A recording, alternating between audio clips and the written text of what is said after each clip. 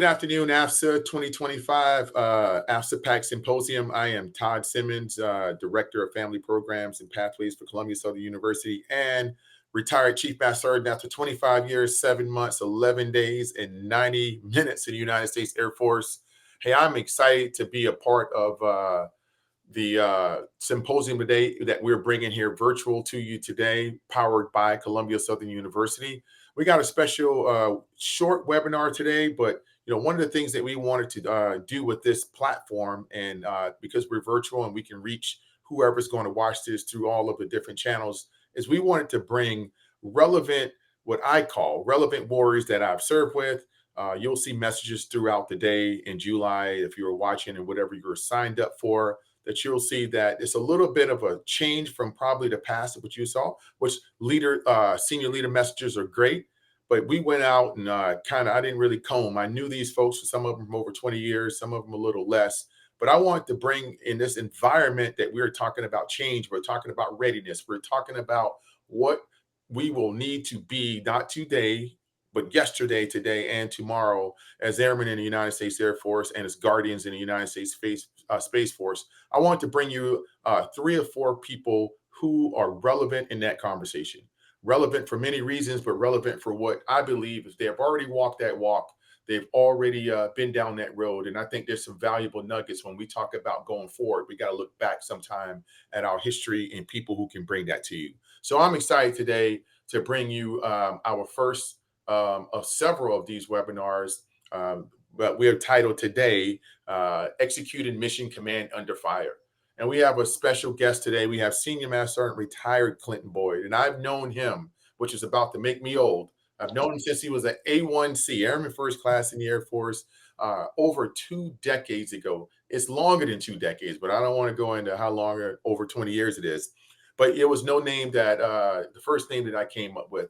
I'm excited about this conversation with Clint today. We'll have him give you an opportunity to talk about himself in a second and introduce himself. But I think, in the conversation today of relevancy, of readiness, and if you can just turn on any news channel today and see that, the threats today are as major as they've ever been.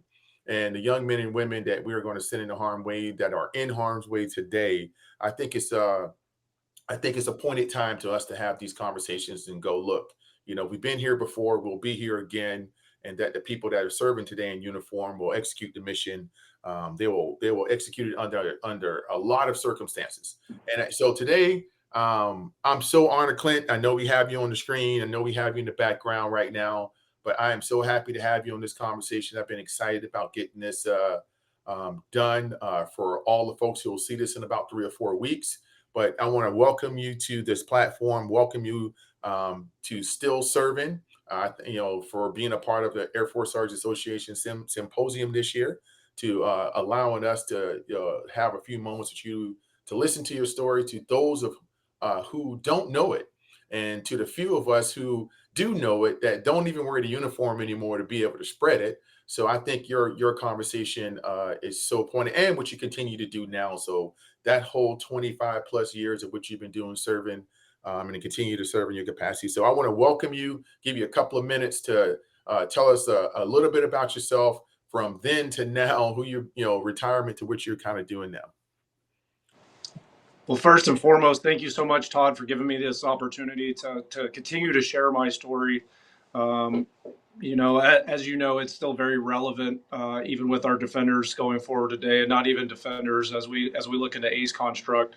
It looks like anybody could potentially come across any kind of situation like this. But going back, I joined in 99 and in 1999, and we're dating ourselves a little bit here.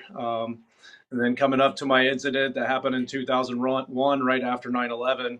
But I continue to serve. I continue to give back. I did a lot of training and instructing at both Creek Defender and Symposium, Germany, and then also forward into Fort Bliss, and I was training defenders there. So a lot of my career actually was at a readiness training center teaching and moving forward. And then upon retirement, I was able to find this job that I have now. And now I'm currently the intergovernmental liaison for the Barry M. Goldwater Air Force Bombing Range out of Luke Air Force Base. So kind of back into that AETC world and training airmen and making sure that we got the world's greatest fighter pilots trained to go and continue on to that fight. Not to mention, I'm also the tribal liaison officer for Luke Air Force Base. So, all those things that, have happened in my career have been a culmination of being able to lead me into this, fantastic position that I've gotten today. No, I appreciate that. I mean, just in that little minute, sum it up. I think, folks still are not prepared to the conversation we're about to have. I tell you, Clint, just, we had this scheduled for a couple of days, and we know you were going to be, a part of our lineup. But I will tell you, just over the last, 3 to 4 days, and seeing what was happening in the Middle East in the 12-day war, and I will tell you, for me, it brought chills, and I just have chills even what I'm about to say, knowing that Al Udeid was one of the retaliatory targets that was, and I went back and I'm like, I'm talking to the guy who most people don't know that, when the last time we ginned up to a major conflict and we deployed in our generation, the last time we deployed 9/11, post 9/11, when we was building up Al Udeid and we were doing that, most people today see Al Udeid as just a swimming pool, and for years it was seen as that. And I know in 2014, when I was the AFSA Security Forces Manager, the senior enlisted leader for AFSA Security Forces, that was something as I went to Kuwait, and Al Udeid, especially Al Udeid, I would tell the airmen at the gate, you have no idea what your job, how important your job is. I'm thinking I'm at the swimming pool and this base is not under threat. So having this conversation with you from 2001 to just 4 days ago, when Al Udeid was the major target of a retaliatory strike, I think it brings full circle this conversation about mission command and mission and the critical idea of you have to be ready every day, regardless where you're at. If you're at Luke, if you were at Al Udeid, if you're anywhere, I know you and I shared, being stationed together twice. If you're at Frankfurt Airport, if you're transiented, if you're just on your way, if you're in the airport with your family, a readiness mindset today is not a new concept. It's something that we have been talking about with airmen and guardians since this inception of the forces. But I think this conversation is so relevant. So let's get right into it, Clint. I want to take the viewers right back to what your meat of mission command under fire, that what we kind of titled this is. I want to take them back to your first deployment. Take us back to Al Udeid, and really what was kind of give us a quick setup of your deployment to Al Udeid, where you were at in your career at that moment, from time in service and different things, and kind of what transpired on that first deployment from a mindset of where you deployed, where you thought you were going when you were there, up until the incident, and how that changed everything in a moment. Okay, so like I said, in 1999, I joined the Air Force, and in 2000, I got stationed in Kunsan, Korea. Well, I think Kunsan really laid a really great foundation for myself, because immediately I went to a readiness training center. I learned air-based defense, and really, got ingrained into me. And even to this day, I still love air-based defense, like the root of air-based defense when it comes to fighting a near-peer war.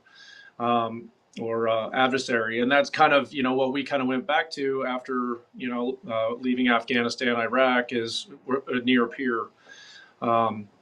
So got a lot of training, went through a lot of exercises in Korea. And then, we had this opportunity after 9/11 to deploy. And, I was one of the first hands up, like, I got to go. I want to be on this. This is all what I want to do, and everything like that. I was like, bear base operations. I was like the whole thing. So from leaving from Yokota, Japan, the 13 of us, we actually had to fly back through the U.S. So it took us about 15 days to get to Al Udeid, and we didn't even know we were going to Al Udeid. Our orders were data masked, so we didn't have any clue exactly where we were going.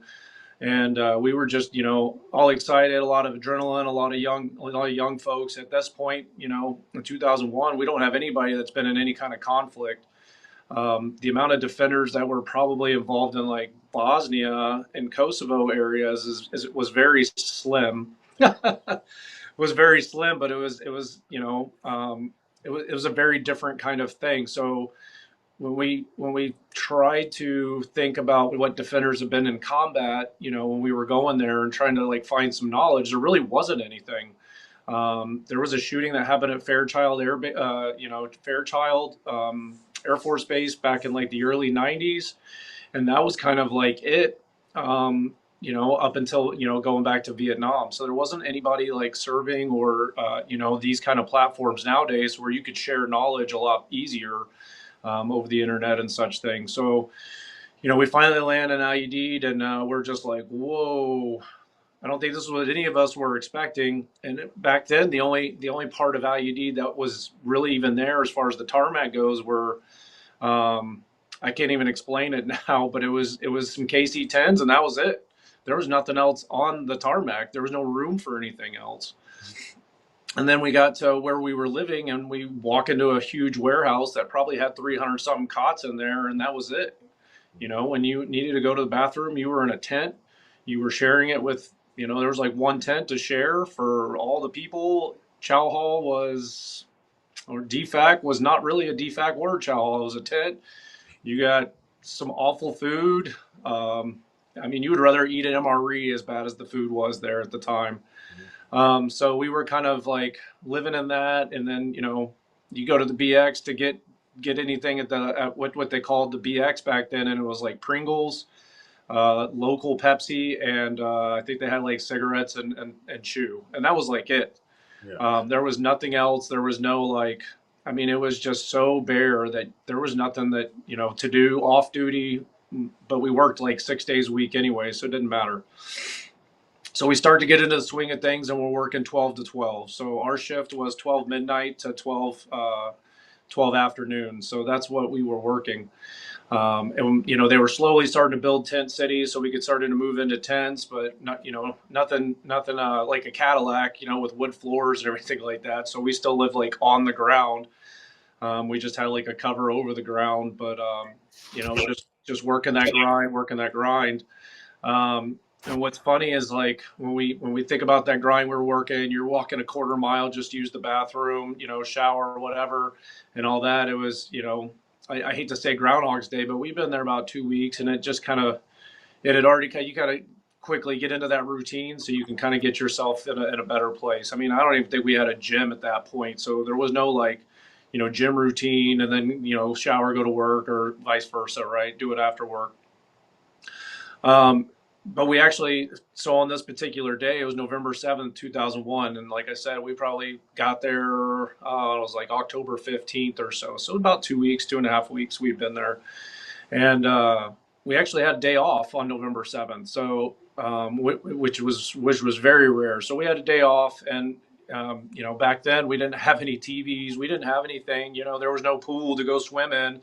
And now you did back then. So really what it was you sit outside your tent, and everybody would just play spades together. And we'd have like two tables of spades going or whatever. And just everybody's hanging out, building camaraderie, building, morale and everything. The phone tent was like you had 10 minutes of phone call, and that was it. And that was like for the day because there were so many people waiting. So it wasn't necessarily something you could do. But we had the day off. And then this particular day, we were a 13-man team. I was the only one that decided to go to bed. Don't ask me why. I was like, I'm going to bed. It's tired. Everybody else stayed up and played spades.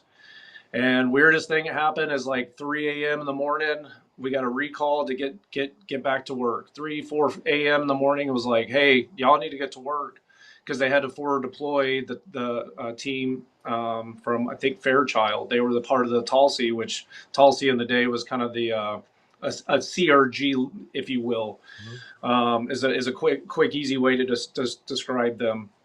And so they were forward deploying to who knows where, and there were 2 squads of defenders that were doing that. Well, they had to pull those defenders that were working off shift so they could pack up and get on a jet and move forward. So that meant we had to pick it up, and we had to go into work. So I remember driving the posting deuce and a half around.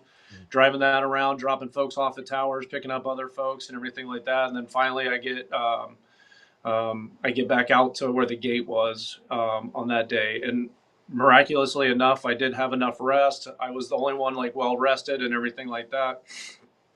And then we get out there, and what we did is we had where the main gate was, where the local nationals, the Qataris, had their like fortified kind of gate shack. It was a big building.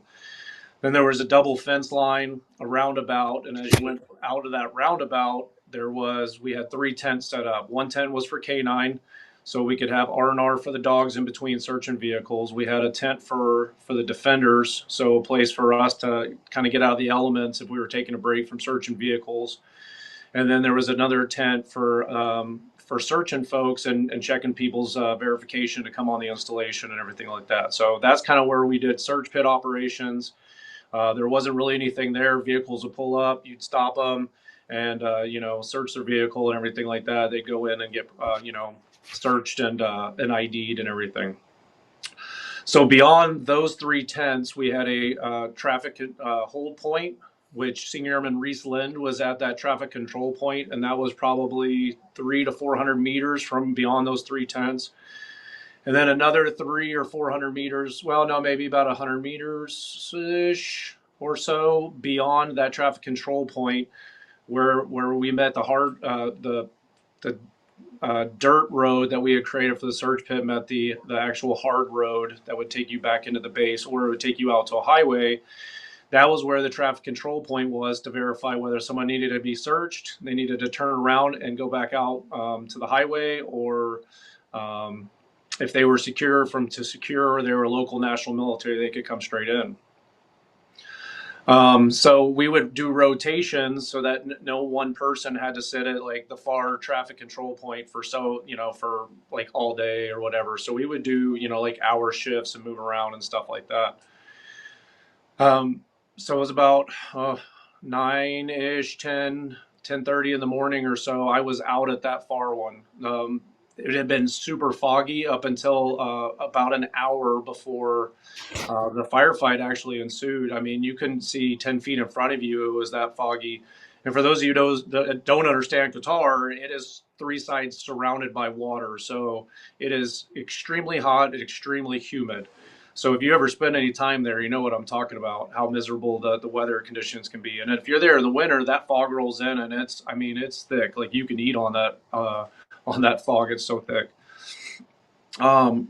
That particular traffic control point, to paint the picture a little bit, was if you imagine an old wooden outhouse from like an old country western film, that is what the gate shack looked like.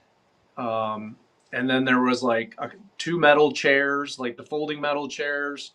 And the week before, or like a few days before, they had finally put out some concrete jersey barriers that sit about 4.5 feet high.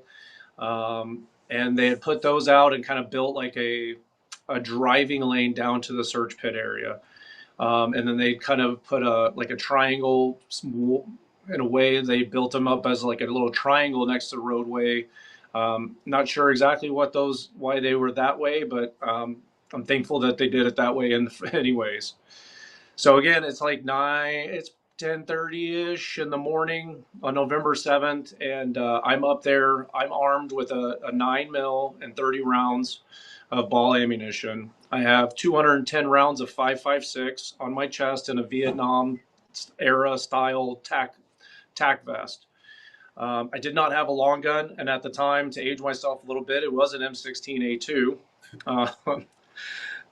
But at the time, we were not allowed to have our long guns outside the actual main gate of Al Udeid. So the SOP at the time was beyond the gate, there was a Humvee, and the Humvee had all our long guns in it, and it had an M60 machine gun. And in case something happened, that Humvee with an M60 gunner would pull up to the roundabout right outside the main gate. They would mount the M60, and everybody from the search tent area would run back, 500 meters or so. They would run back to that roundabout, get their long guns, and spread out in a line formation as to provide cover fire or what have you downrange. the SOP for the traffic hold point and the vehicle direction point, if you will, where I was we either fight, flight, or run. We had three options.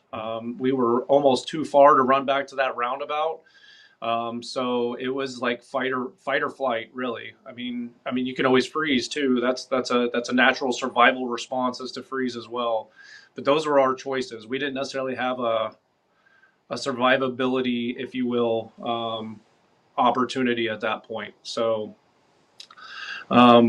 also to paint the picture a little bit, Qatar was always deemed as a safe country. They'd always said it's safe. They're here to protect us. Nothing is ever going to happen while we're in their country. Well, I'm out there working, and here we go, dating ourselves again. But I had a little radio because there were no CDs, but didn't have a CD player, and it had a tape deck on it, but I had no tapes, and there was one radio station, in theater that played English, and so you'd have to mess with the antenna a little bit to make sure it would change for some reason, and you're just listening to that radio. Not allowed to have magazines on post. So I couldn't sit there and read, and it was hot, and I couldn't sit down. The metal chairs after a while are just not comfortable. So it was more comfortable to stand and move around and everything like that. Just waiting on my opportunity to have shift change. And a blue Toyota Tercel, older with tinted windows, drives down the road. And he's approaching us. For this intents and purposes, we'll say from north to south. And I see him, and I'm starting to walk to the hard roadway. And I see him coming, but he turns what would be like a westbound, and he turns what we thought was like a water treatment area out there. Not really sure what it was, but he turns. And everybody's very polite in this country, so I wave at him. The host nation guard that I'm with waves at him. And we kind of, turn back to, just, killing time, sitting at the gate and doing our thing. Maybe 10 minutes later or so, he comes back up in his Toyota Tercel, but this time he turns, southbound toward us. And as he turns, and he comes to our side of the road, because we were on opposite side of traffic. We were on the east side of the road. If it's a north to south, we were on the east side of that road. He comes to the east side of that, like southeast side of where we're at, and before I realized he had already been shooting, I didn't even hear him shooting, but I looked and visually saw the AK-47 stuck out the driver's side window of his car, and he's engaging on me. At that time, I don't know what happened. My training just kind of kicked in, and I dropped behind one of those Jersey barriers. Thank God we're there. And I attempted to get my gun out of the holster. If anybody ever remembers the old, they called them the Widowmaker, the suicide holder, the old holsters that you couldn't get the gun out of. And when we went to the firing line and we trained on those holsters, we trained with the flap up. We never trained with releasing the flap and pulling it up around and getting the gun out. So I'd never even trained on that. So here I am messing with my holster, trying to get my gun out while I'm being fired upon with an AK-47. And he's probably 15 feet away from me, but thank goodness the Jersey barriers are there to provide me some cover. And eventually I ripped the little plastic D-ring off the holster, and then I struggle with the flap, trying to get my gun out of the holster. Finally get my gun out of the holster. I'm on a knee, and I fired 3 rounds at the adversary. By this time, he was already stumbling out of his vehicle because he didn't even put his vehicle in park, and he was adjacent right to the wooden gate shack at that point. So I fired 3 rounds at him, and then I realized that between me and him there was nothing, and I needed to find a way to get something between me and him, some concrete or something. And I I remember running kind of away from him and then holding my gun up and running in a different direction. But at that point in security forces, we weren't taught how to shoot and move, and we weren't taught how to maneuver like that under fire, especially when you're by yourself. So I fired 3 rounds, moved back to another position of cover, probably 20 feet or so from that wooden gate shack. And to put it in reference, I'm 6'6", so I'm a pretty big target, as you will too. And at that time, I was probably about 280 pounds. I was a big boy. So I got up over the top of the Jersey barrier, and I was on one knee, and the only thing exposed were my arms and my upper chest and my head. And I'm over the top, and I'm waiting on him. So when I got to what would be the southeast side of that Jersey barrier, looking back west, he was behind the wooden gate shack. And in my head, I went back to movies, right? Because I'm an A1C. I've been in 2 years-ish. I've done some training, but not a lot of training. So my mind goes back to the movies and all the movies I watched as a kid. And it was like, you can fire through wood and hit your adversary. And I was like, yeah. So I fired 3 rounds through the wooden gate shack. But once I fired that 3rd round, I think my tunnel vision let loose a little bit, and I was able to see that on my side of the wooden gate shack, so the east side of that gate shack, there was my host nation counterpart, squatted down and covering his ears because he was unarmed. So at that point, I kind of, in reference, go back to movies, and I was like, my adrenaline is pumping. Like, I'm afraid that if I keep shooting, I'm going to hit my host nation adversary. And in my head, I'm also thinking, as a young defender, I've broken equipment, which I'm not supposed to do. I pulled my gun out, which I'm not supposed to do. And I fired my weapon, which I'm not supposed to do. All these things that were ingrained as security forces don't do. So I hold my fire. At that point, the adversary he's going south out around the gate shack and coming back behind the gate shack, and he's coming out to the gate shack, and he's looking for me. And I think he's messing with his AK-47. I think I hit one of my rounds. I think hit his magazine and impacted his magazine, so we had to change magazines. So once he was ready to go, he went south around the barrier, eastbound toward me, and then he sees host nation guard on the ground. So he takes his AK-47 and puts his AK-47 directly at his head. I mean, you're talking mere inches from his head. Again, my young 19-year-old brain reverts back to movies. And if I hit the guy holding the gun that's holding the hostage, I shoot him. He squeezes the trigger, shoots my host nation guard. Definitely don't want that to happen. So they exchanged some words in Arabic. I have no idea what they said. Host nation guard takes off running north, away from the base instead of running toward the base. I don't know. And then the adversary then takes his rifle at his hip and sweeps it eastbound toward me, and then comes toward me, letting loose as many rounds as he can at me. So at this point, he's probably about 15 feet, and he's closing because he's moving on me, and I'm not moving. I'm standing my ground right over top of the Jersey barrier. So we exchange fire back and forth. So much so with tunnel vision and how our senses get heightened in those moments that I remember one round impacting that Jersey barrier and the Jersey barrier like exploding a little bit. Must have hit a pocket, like an air pocket or something. But I remember how, like in slow motion, the concrete moved. And then there was a round that came out of the barrel of his weapon. And I can clearly remember it, like seeing that bullet and following that bullet. And thinking to myself that bullet was going to hit me, and it barely hit the top of the Jersey barrier and then shot straight up in the air. And I was explaining it to my chief afterwards, and he's like, well, let's go look at the barrier. And it is exactly as I explained it to him. There was a ricochet mark right at the top of the barrier that angled just enough to send that round skyward.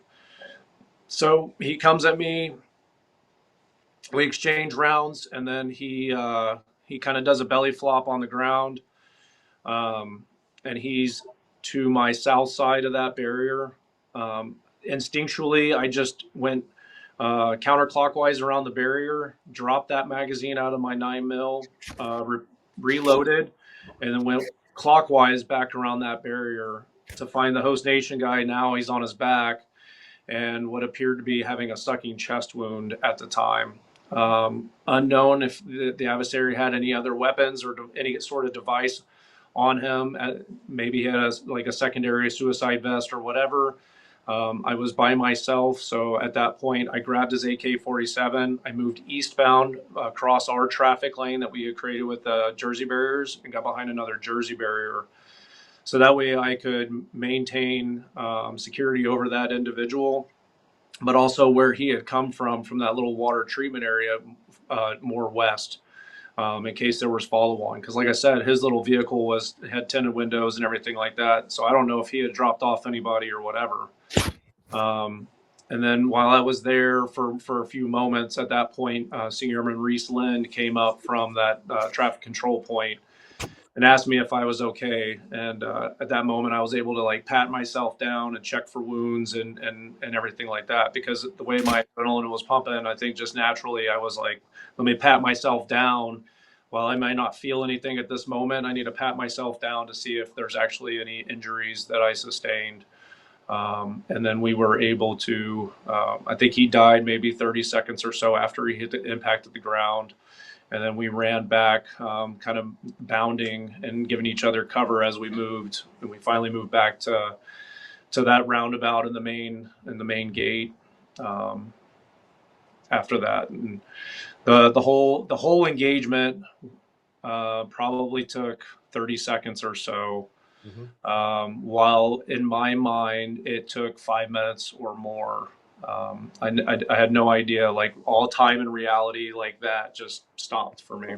And yeah, that's the point I wanted to make. And first and foremost, I appreciate, some folks will cut you off. I wanted, I wanted you to be able to, because I'm sure it's not something, we've known each other a long time, not something you say every day. It's not something you have to recall probably very few times in the last decade or so, right? And so I want you to give you the time and space. And I know I'll speak for everyone, and you'll probably get some feedback from folks who, after they see this, that thank you for that, that really recapping that story. That was, to be honest with you, I was thinking the whole time and listening to what you were saying. I was like, I don't think I've ever asked you to tell me that story.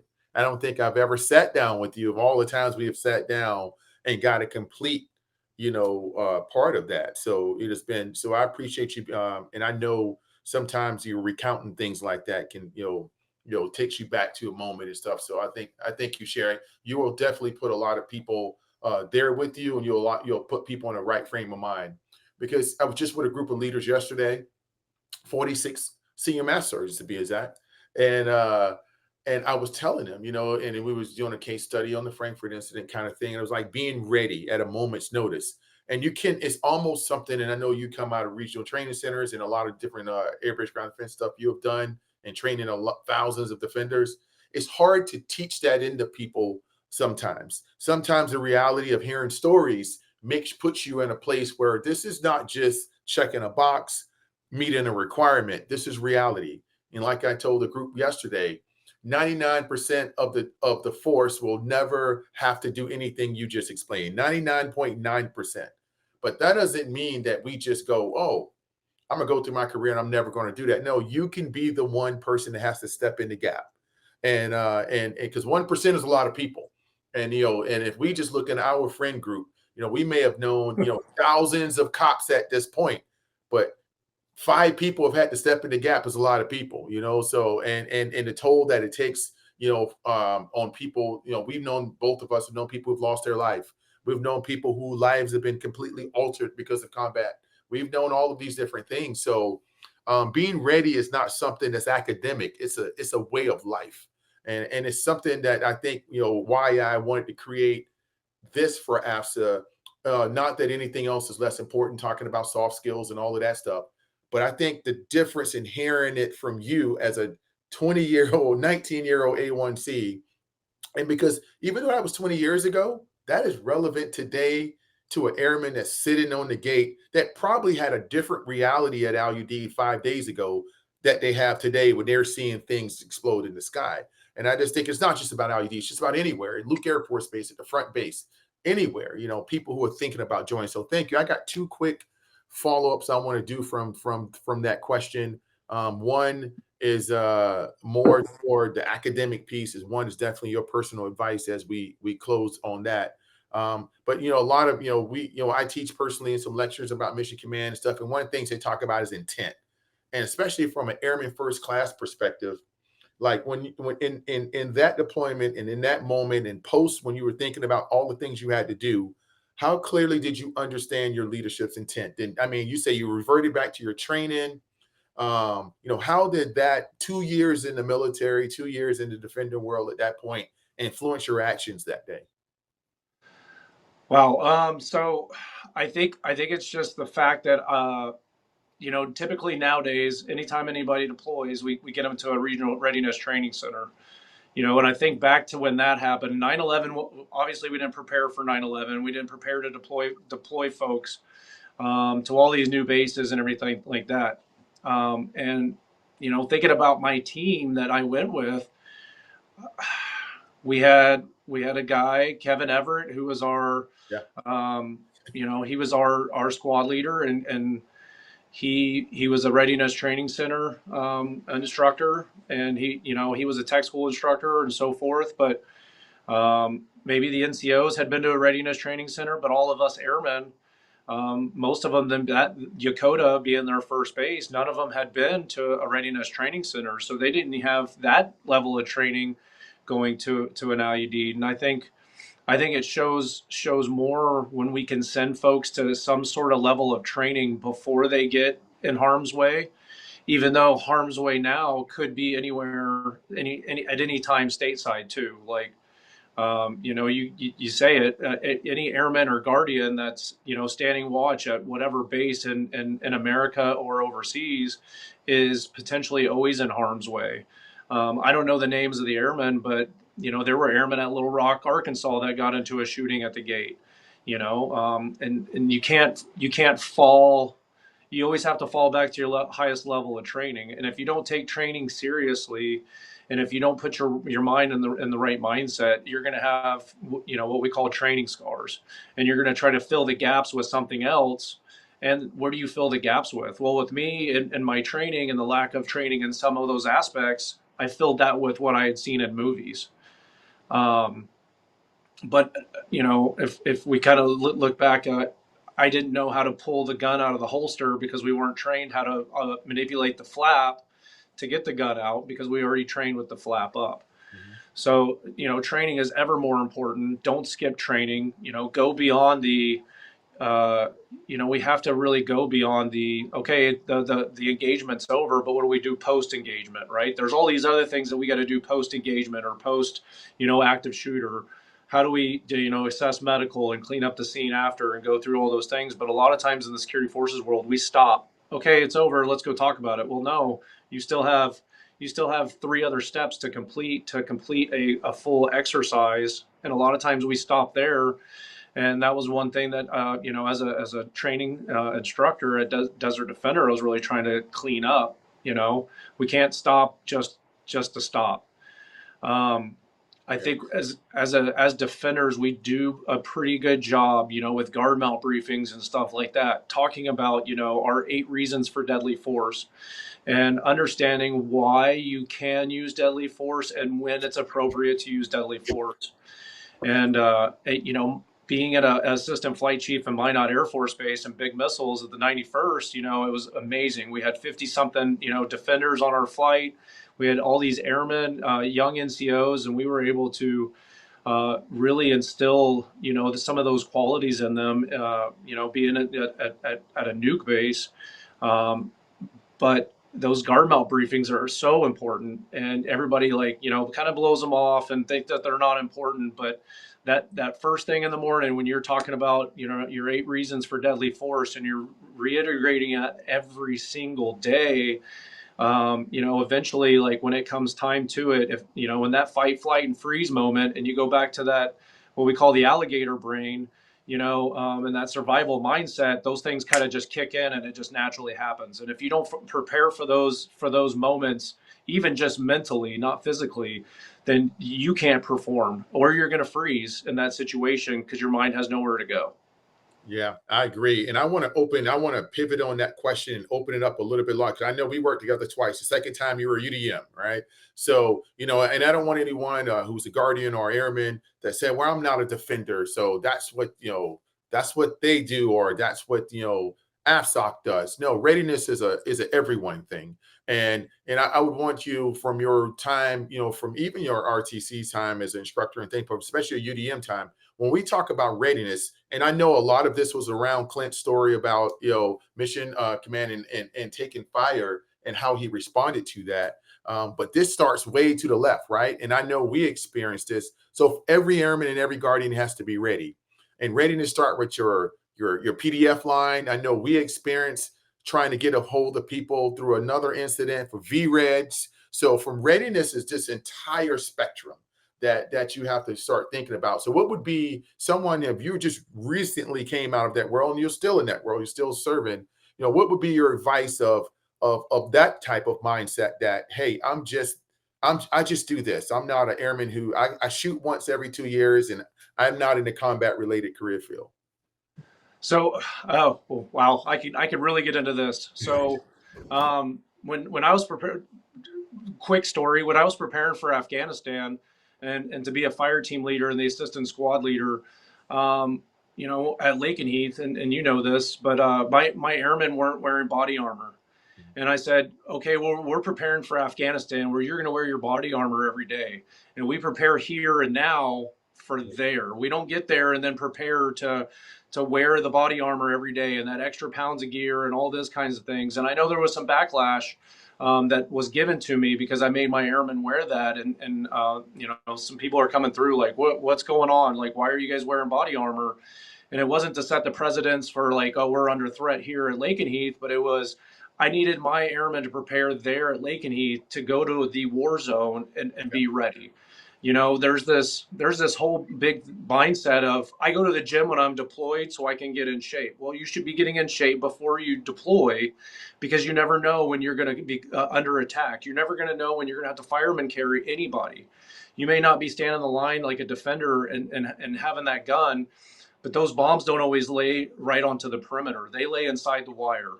Those missiles that were targeted the past couple of days, if those had impacted inside the perimeter of Udeid, any airman at any moment could have been the one responding. It doesn't have to be a defender. It does not have to be a fire dog, and it doesn't have to be somebody from the medical.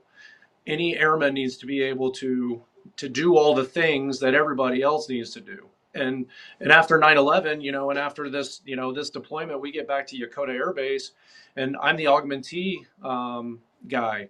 So I'm reaching out to all the units and across Udeid Air Base, and I'm like, hey, you owe 5 augmentees for this, monthly cycle or whatever.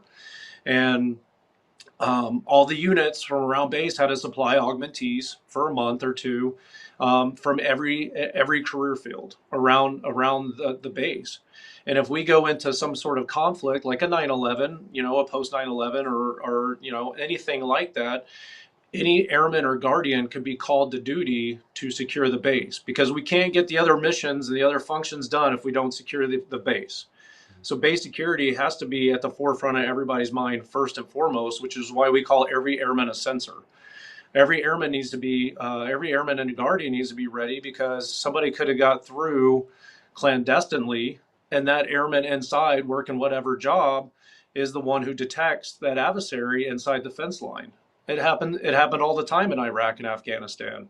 Someone would be inside the fence line walking paces and sending, the paces that they walked back, electronically back to somebody outside so they could set up an IDF strike. Well, if our airmen and guardian aren't prepared to look for those things, then how are they helping mission execution and securing the base and personnel? Hey, Clint, I've always been a fan, man. And I will tell you, for me, I'm just sitting here listening, right? So, if I have known you for 20 something years, I've served with you twice. We've been in the same rooms. We've had some tough conversations over some things we've both dealt with, and was at the final day that you wore your uniform at your retirement. And I will tell you that I'm so appreciative of this conversation, and the fact that what the team's going to do with it, and this is going to be something that I think a lot of airmen are going and guardians are going to get something out of. But I want to close this with giving you the last note before before we close out. You just left uniform. I've been out 6 years. You're still in it. You're still on Luke Air Force Base. You still see airmen every day. You still are around what the mission is. You're doing something even more transcendent and diverse than what you came from. Now you have some of the greatest weapons systems that this country has ever produced. That you're making sure that the pilots are trained up and ready to go to war with, right? So, but if you left out at a very pivotal point in your career, and you saw thousands of people come through, ready to be trained, ready to go to war, ready to do these things. And now you get to see the other side of a discipline, which is how fighter pilots and different folks do things and how we. So if you had that, this was not in your retirement speech because I was there. So you were doing the right thing by honoring the family and honoring the mission and the friends. But if you had to, your whatever closing comments you want to make, but I would love you to add a message to leaders today. I think just listening to you the last, 30, 40 minutes of how just articulate you are in the 2+ decades, of how you understand the roadmap of where someone who has a mind frame of being ready needs to be, not just for the moment that they're preparing for, but for the people they lead. So if you had one last comment about, just thoughts that you want to give leaders, if you saw them in front of you right now, your last class of 100 leaders who got to lead people, what would that message be? I would say it's kind of a lead from the front mentality. It's making sure that you're prepared for any moment at any given time. I'm a big guy and I'm retired, but did I stop, physically working out? Absolutely not. I work out every day. I run every day. I've been running every day for 10 years. Because even as a retiree, when you get that DD 214, it says that they could call you back to duty in case of something happening, right? So whether they call me or not, I want to try to be as ready as I can, and it's educating yourself as well. If you are not going above and beyond what it calls for to get a degree, and you're not finding the books that our leaders are reading, you're doing a disservice to your airmen. Leaders, all leaders are readers, and I think it was President Truman who said that. And if you're not absorbing all the wisdom and books that you can on leadership and strategy and tactics and the things that worked and didn't work and conflicts and the way people are around the world and all that, and giving yourself a bigger perspective on things, like, you're doing a disservice as a leader. You have to educate yourself and push your airmen to be the very best that they can, but they do that by following your example. So if they see you consuming books and reading as much as you can, but they also see you physically getting after it and being prepared and taking training seriously and pushing them as hard as you can in training, because it's better to bleed in training than it is to bleed in combat. So get the tears and the blood out in training, so that way you can perform under combat and under the stress of that, because it's almost impossible to prepare for that stress of what combat really looks like. And you do that in preparedness and getting ready before you jump into a combat situation. Man, I appreciate it. Couldn't have said it any better. Clint, I tell you again for the third time, I know the humility that you have. I've known you for a long time. I know most people walk around you the last 20-something years and have no idea your history in the Air Force. And when I say history in the Air Force, that is history. I remember when, 2014, when I was the AFSA Security Forces Chief and traveling around to 11 countries, I think everyone knew your story. Because, I said, do not get it misunderstood what security forces defenders have done here since 2001 in this region. By, so much stuff has happened since 2001, and sometimes things gets pushed down.